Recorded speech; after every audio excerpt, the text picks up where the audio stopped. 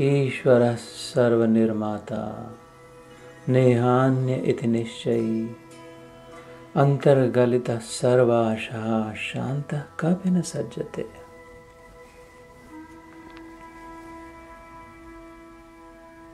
आपदं संपदः काले दैवात् एव इति निश्चयी तृप्तः स्वस्थ इंद्रियो नित्यं न वांछति न शोचति।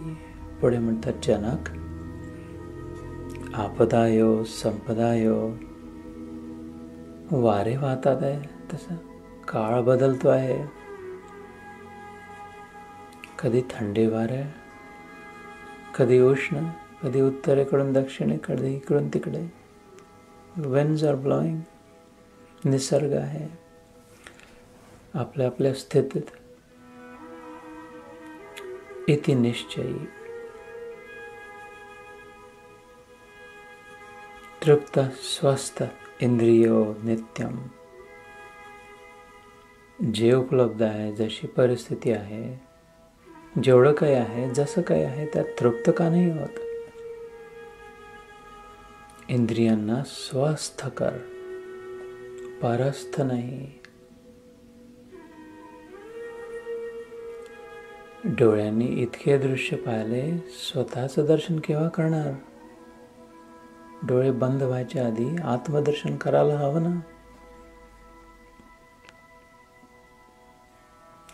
कानांनी इतकं ऐकला, आपल्या आत्म्याची आवाज केव्हा ऐकणार जनका? तो ईश्वर बोलतोय तुझ्याशी, त्याचा आवाज ऐकला का? की फक्त बस बाहेरचाच?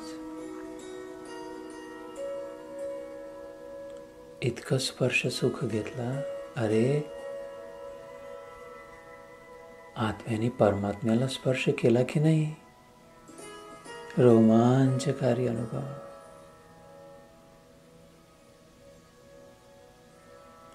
निरनिराळे सुगंध अनुभवले, त्याचे पुण्य, उत्तम श्लोकाचा पुण्यगंधाचं ग्रहण केलं की नाही?